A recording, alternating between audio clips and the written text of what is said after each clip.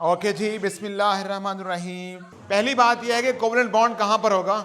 जहां non metals होंगे। पहली बात, नॉन मेटल्स, वहां कोवलेंट बॉन्ड लाजमी होगा।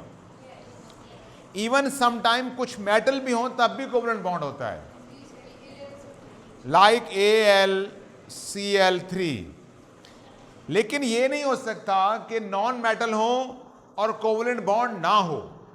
हर जहां पर भी कोई ग्रुप है नॉन मेटल का, ये आपके सामने खड़े हैं, for example H2Cl2 O2 N2 HCl H2O NH3 CH4 organic कोई compound, any organic compound covalent compound है ये सारे, और ये सिंपल कोवलेंट कंपाउंड है सारे। मैंने कहा आपने सिर्फ ये नाम 3 याद रखने हैं। जो कोवलेंट कंपाउंड इस लिस्ट में नहीं आता वो सिंपल है, आपके सिलेबस में है। अगर इससे मिलता जुलता होगा तो वो मैक्रोमॉलिक्यूल होगा, वरना नहीं होगा। तो आपको ज्यादा लिस्ट याद करने की जरूरत नहीं है। आपको यह देखना है कि क्या आपका गिवन कंपाउंड क्वेश्चन इनसे रिजेंबल तो नहीं करता है। नहीं करता तो सिंपल कोवलेंट मॉलिक्यूल है, और बोले तो इसकी प्रॉपर्टीज क्या हैं? वो स्मॉल कोवलेंट मॉलिक्यूल है। वो मॉलिक्यूल के दरमियान इंटरमोलेकुलर फोर्सेस वीक हैं। वो या तो गैस होगा या लिक्विड होगा, उसका मेल्टिंग पॉइंट और बॉइलिंग पॉइंट कम होगा। ये बेसिक प्रॉपर्टीज हैं सिंपल कोवलेंट मॉलिक्यूल्स की, यही लिखनी है आपने। इनका मेल्टिंग पॉइंट बॉइलिंग पॉइंट कम क्यों होता है, ये बेसिक रीजन है, मैं हाईलाइट कर रहा हूं। सिंपल कोवलेंट मॉलिक्यूल की अक्सर प्रॉपर्टीज की रीजन ये है, वीक इंटरमोलेकुलर फोर्सेस। तो वो अक्सर पूछते हैं कि इनका मेल्टिंग पॉइंट बॉइलिंग पॉइंट कैसा है, क्यों है, कम है, ऐसा क्यों है? तो ऐसा। But you know exceptions are always there. हमारे पास आयोडीन है, शुगर है, सॉलिड होते हैं रूम टेम्परेचर के ऊपर। आयोडीन सिंपल कोवलेंट मॉलिक्यूल है, ये मैक्रो मॉलिक्यूल नहीं है, लेकिन इसका जो स्ट्रक्चर है it is going to resemble with sodium chloride structure. इसीलिए इसके अंदर स्ट्रॉन्ग इंटरमोलेकुलर फोर्सेस होती हैं and it is solid at room temperature. हालांकि ये सिंपल कोवलेंट मॉलिक्यूल है, लेकिन ये रूम टेम्परेचर पर सॉलिड है। उसकी रीजन क्या है? रीजन लिखी हुई है, समझ लें, याद कर लें या रट्टा लगा लें, ये आपकी मर्जी है। Iodine molecule simple covalent molecule है, लेकिन इसका स्ट्रक्चर क्रिस्टल स्ट्रक्चर होता है लाइक NaCl, और ये रूम टेम्परेचर के ऊपर, इसीलिए therefore it exist as solid at room temperature. तो अगर वो पूछे कि ये स्ट्रक्चर, ये सिंपल कोवलेंट मॉलिक्यूल है लेकिन ये सॉलिड क्यों है, तो ये आंसर है, ये रीजन है, यही आपने रिपोर्ट करनी है और आपका आंसर आ जाएगा। डॉट एंड क्रॉस डायग्राम आपको पता है, पहले बता चुका हूं। पहले आपने ये स्ट्रक्चर ड्रा करना होता है, लाइक N2 है तो पहले ये लिखो, फिर उसके बाद उसको इसमें कन्वर्ट कर दो। तो खुद से आपने लोन पेयर बनाने हैं, खुद से, और इधर भी आपने ये डॉट क्रॉस चेंज कर देने हैं। सर्कल ना भी लगाएं तो आपका आंसर ठीक है, सर्कल लगा लें आपकी मर्जी है, ना लगाएं आपकी मर्जी है। इसको स्टिक मॉडल कहते हैं, ये स्टिक डायग्राम कहते हैं। स्टिक डायग्राम ड्रा कर लेंगे, सुखी रहेंगे, आपका आंसर ठीक आएगा। सर्कल लगाना जरूरी नहीं होता। अगर सर्कल लगाना है तो एक प्रोटोकॉल है, 2 एटम के दरमियान सर्कल ओवरलैप करना चाहिए और उसी के अंदर डॉट एंड क्रॉस होना चाहिए। नहीं, स्टिक में नहीं बनाते, डिस्प्लेड फार्मूला में बनाते हैं। एक होता है डिस्प्लेड फार्मूला, उसके अंदर फिर हम डॉट लोन पेयर्स भी शो करते हैं एंड सो ऑन। आपको ड्रा वैसे करने चाहिए लोन पेयर्स, लेकिन जनरली अगर आप नहीं करना चाहते हैं तो आपकी मर्जी है। वैसे लोन पेयर के बगैर डॉट एंड क्रॉस मुकम्मल नहीं होगा। तो लोन पेयर और बॉन्ड पेयर दोनों आपको पता होना चाहिए कि इस मॉलिक्यूल में कहां कहां बॉन्ड पेयर है और कितने लोन पेयर हैं। उसको अगर ड्राइंग आपने कर ली तो आपका नंबर पूरे हैं। मोस्टली यही मॉलिक्यूल रिपीटेडली पूछे जाते हैं। मैंने ड्रा किए हैं यहाँ पे, ये लाइंस बहुत इंपॉर्टेंट हैं, 2 लाइंस 2 रोज, इनको बैठ के प्रैक्टिस करें, देखें, सोचें एंड सो ऑन। उसके बाद यह है कि अगर आपको कोई मैक्रो मॉलिक्यूल दे दिया जाए like this, for example I am going to write over here, आपको ये कहा जाए कि दरमियान वाला लेट्स सपोज कोई मेटल है और बाहर ऑक्सीजन लगे हुए हैं, M है, ये भी M है, ये O है, M है, O है। इसका आपसे फार्मूला अगर वो पूछें तो फार्मूला कैसे बनाएंगे इसका, how to make the formula of polymer macromolecule. आपने टोटल M काउंट करने हैं, कितने M खड़े हैं यहां पर, 4 M, गुड। कितने ऑक्सीजन हैं,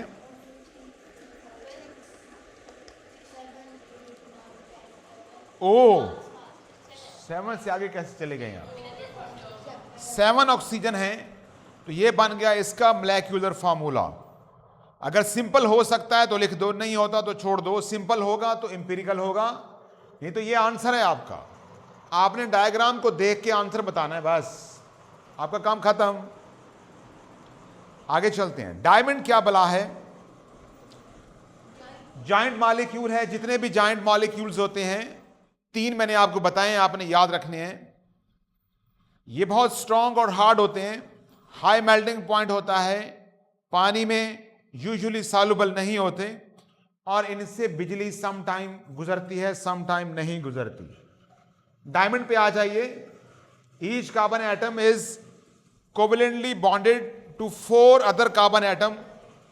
एक एटम अपने अलावा 4 और कार्बन से जुड़ा हुआ है। ये डायमंड है, उसके स्ट्रक्चर को बोलते हैं जाइंट टेट्राहेड्रल स्ट्रक्चर। आप सिंपल जाइंट लिख दें तब भी ठीक है। उसके बाद क्या प्रॉपर्टीज हैं, हाई मेल्टिंग पॉइंट, बल्कि very high melting point due to strong bonds and giant structure. Do not conduct electricity, बिजली नहीं गुजरती डायमंड में से। नो फ्री इलेक्ट्रॉन, आयन नहीं लिखने यहां पे, इलेक्ट्रॉन्स लिखने। आयन सिर्फ आयोनिक कंपाउंड में, बस आयोनिक कंपाउंड में आयन लिखने हैं, बाकी हर जगह फ्री इलेक्ट्रॉन लिखना है। एक्सट्रीमली हार्ड होता है डायमंड।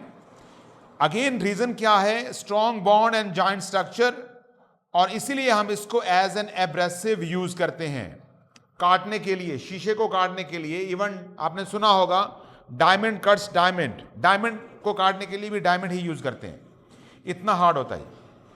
ग्रेफाइट क्या है जी, ग्रेफाइट, इसमें भी इसका फार्मूला भी सेम है जो डायमंड का है, आई मीन कार्बन है इसके अंदर सेम।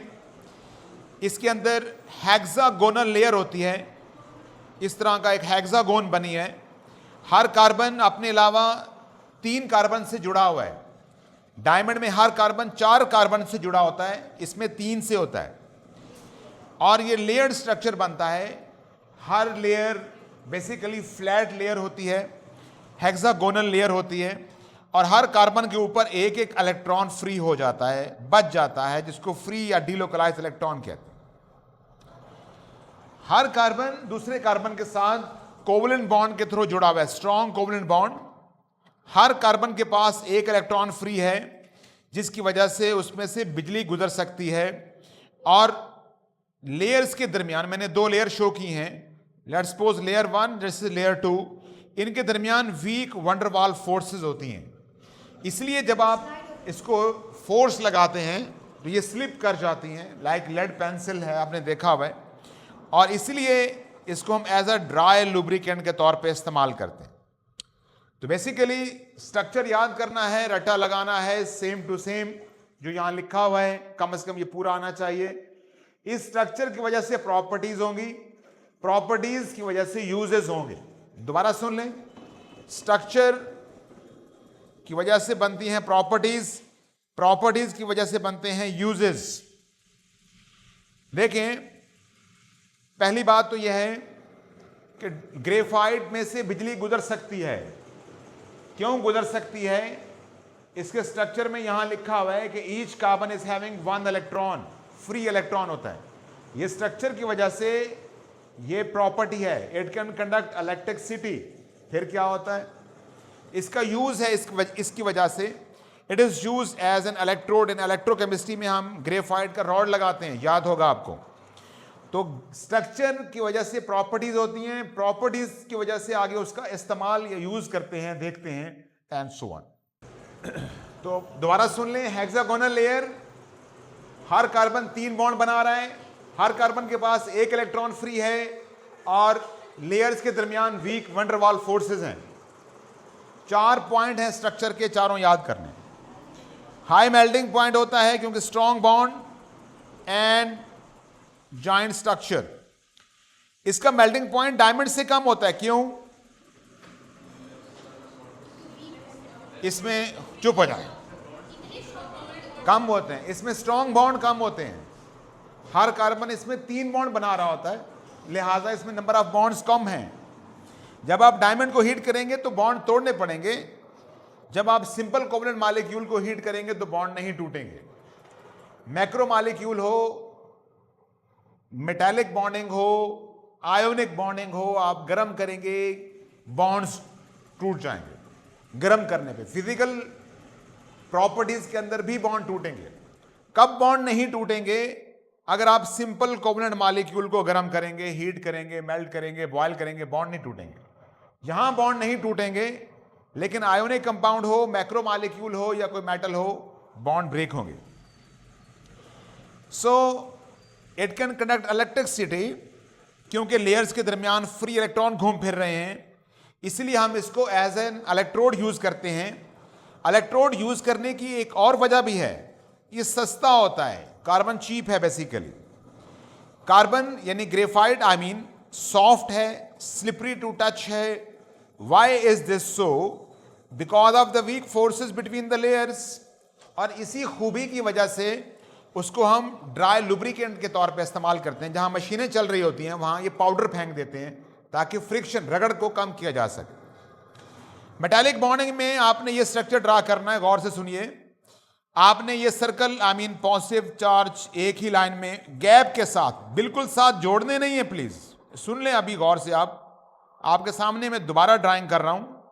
तो मेटालिक बॉन्डिंग का अक्सर क्वेश्चन पूछते हैं, अक्सर मोस्टली 3 लेयर ड्रा कर दें, काफी हैं, और उनके दरमियान आपने ऐसे डॉट्स लगा देने हैं। यहां तो एक पूरा एरिया शेड किया हुआ है, आप करना चाहें तो ये भी कर सकते हैं, दैट इज वैलिड वन। तो आपने डॉट लगाने हैं और उनको लिखना है डीलोकलाइज इलेक्ट्रॉन, और जो पॉजिटिव ये जो आपने लगाए हैं इनको आपने पॉजिटिव आयन और पॉजिटिव मेटल आयन। तो जब भी आज के बाद आप किसी मेटल का स्ट्रक्चर ड्रा करेंगे, आप ये फॉर्मेट यूज करेंगे, बिल्कुल जोड़ के भी नहीं उनको रखना या लिखना, गैप से और लेयर की फॉर्म में। ये एक लेयर ड्रा की है मैंने, ये दूसरी लेयर, ये तीसरी लेयर, और उसके दरमियान इलेक्ट्रॉन घूम फिर रहे होते हैं। इस स्ट्रक्चर के आपको 2 नंबर मिल जाएंगे, 2 मार्क्स। और अगर आप इसके बारे में बाकी बातें सही लिखेंगे, वो ये बातें हैं ये स्ट्रक्चर की, ये 3 पॉइंट लिख देंगे, तो टोटल मिला के आपको 3 आउट ऑफ 3 नंबर मिल जाएंगे। इससे ज्यादा का क्वेश्चन पूछते नहीं है वैसे वो।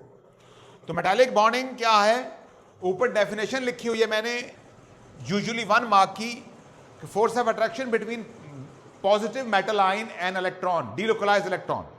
मेटल के अंदर नेगेटिव आयन होता ही नहीं है, सिर्फ पॉजिटिव आयन होते हैं, याद रखें। मेटल में एटम भी नहीं होते, पॉजिटिव आयन होते हैं, पॉजिटिव आयन मेटल के अंदर, एटम नहीं होते। मेटल में नेगेटिव आयन नहीं होते, ये बातें सीधी सीधी हैं, याद रखें। और पॉजिटिव मेटल आयन और डीलोकलाइज इलेक्ट्रॉन के दरमियान जो अट्रैक्शन डेवलप होती है उसी को मेटालिक बॉन्ड कहते हैं। मेटालिक बॉन्ड कैसे बनता है, तो ये वो मैंने पॉइंट में लिख दिया है। फर्दर मोर ये डायग्राम ड्रा करेंगे, लेबल करेंगे, तो 2 नंबर आपको कंफर्म पेटेंट मिल जाएंगे। तो आपने यही कोशिश करनी है। उसके बाद प्रॉपर्टीज क्या है कि मेटल में से बिजली भी और हीट भी गुजर सकती है ड्यू टू, दोनों के रीजन मोबाइल इलेक्ट्रॉन है, दोनों की। आपने यही लिखना है जो मैं आपको बोल रहा हूं। हाई मेल्टिंग पॉइंट, क्योंकि मेटल का स्ट्रक्चर भी जॉइंट होता है और मेटालिक बॉन्ड स्ट्रांग होते हैं। तो अब याद रखें जॉइंट स्ट्रक्चर किन किन का होता है, ऊपर हमने पहले भी पढ़ा है। जॉइंट में आयोनिक कंपाउंड का स्ट्रक्चर क्या होता है, जॉइंट। उसके बाद मैक्रो मॉलिक्यूल्स, जिसमें मैंने 3 बोले हैं, carbon, carbon silicon dioxide. Joint, metals का स्ट्रक्चर जॉइंट, इन तीनों का स्ट्रक्चर जॉइंट होता है। याद रखें, जहां पे वर्ड जॉइंट आ रहा है तो इसका मतलब यह है कि वहां पर आयंस की या एटम्स की गैदरिंग बहुत ज्यादा है। एक यूनिट में बहुत ज्यादा numerous quantity of the species ions or atom में बी प्रेजेंट। तो जॉइंट स्ट्रक्चर का जहां पर भी स्ट्रक्चर जॉइंट है, melting point high, boiling point high, density high high high high. Metals malleable होते हैं और कोई सॉलिड मैलिएबल नहीं होता, क्योंकि आप मैलिएबल का मतलब क्या है? It can be hammered into sheet. आप इसके ऊपर हथौड़े मारें तो ये पतली शीट बन जाता है। क्यों? Reason due to layered structure, layer structure की वजह से। डक्टाइल, इससे आप ऑर्नामेंट्स बनाते हैं, जेवर बनाते हैं, जिसको उर्दू में बोलते हैं। क्यों बनाते हैं? वायर बनाया जा सकता है गोल्ड को। Again layer can be separated, आप लेयर को हटा सकते हैं, एक लेयर अलग कर सकते हैं, दो अलग कर सकते हैं, तीन अलग कर सकते हैं। ये खूबियां लेयर स्ट्रक्चर की वजह से हैं। अगर आप पूछे तो बताइए। अब हम आते हैं अलॉयज के ऊपर।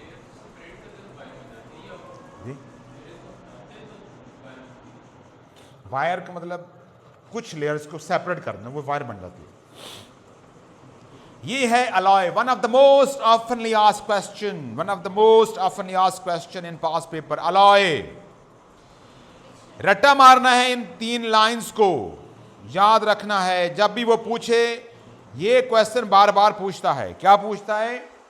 Alloys are harder and stronger. ये क्वेश्चन बार बार, कई बार, 1000 बार पूछा उसने। 1 2 3 3 नंबर के पॉइंट मैंने लिख दिए हैं।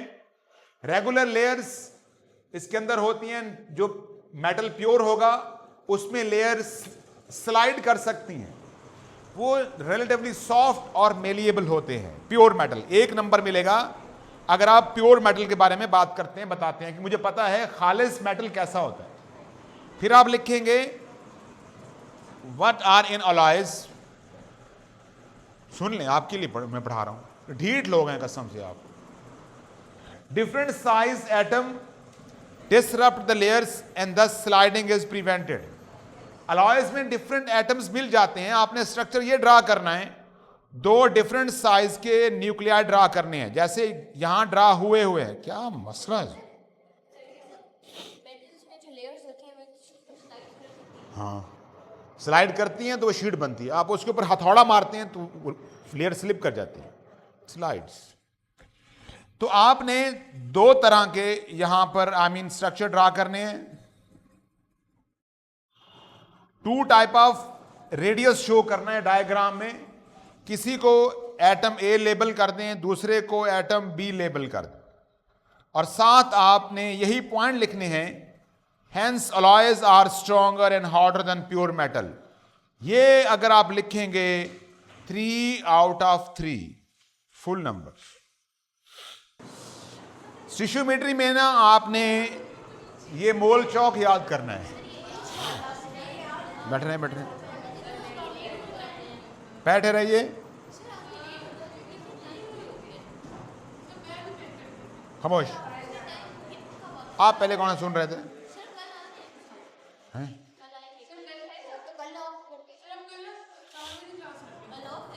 नहीं, ऑफ नहीं है। आप पहले इधर आइए। आपने कोई भी क्वेश्चन जिसमें नंबर ऑफ एटम्स या नंबर ऑफ आयन मालूम करने हो, आपने वॉल्यूम गैस गिवन हो या वॉल्यूम ऑफ गैस निकालना हो, मैस गिवन हो या मैस मालूम करना हो, कंसंट्रेशन गिवन हो या मालूम करनी हो, आपने इसी मोल चौक से गुजरना है। ये मोल डायरेक्टली 4 डिफरेंट फॉर्मूलाज के साथ अपने आप को लिंक कर रहा है। मोल के 90% क्वेश्चन इसी चौक से, इसी डायग्राम से हो जाएंगे। अगर आपको कुछ भी चाहिए तो आपने इसी मोल के थ्रू गुजरना है।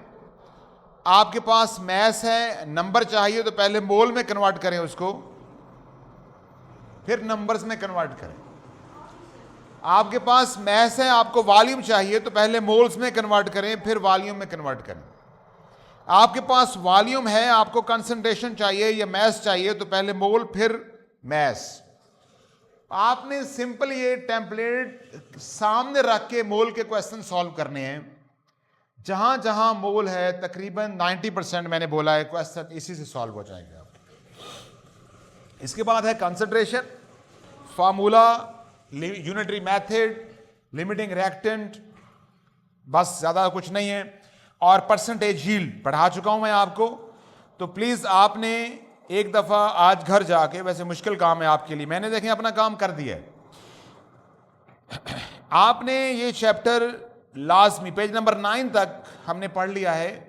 तो आपने ये सारे रूल्स, एग्जाम्पल्स, कुछ फार्मूलाज याद करने हैं आपने नेगेटिव आयन के, बस यही पूछेंगे आपसे, हैं करना है। एसीटेट का फार्मूला हर साल पूछते हैं, इसको एसीटेट भी लिखते हैं, इथेनोएट भी लिखते हैं।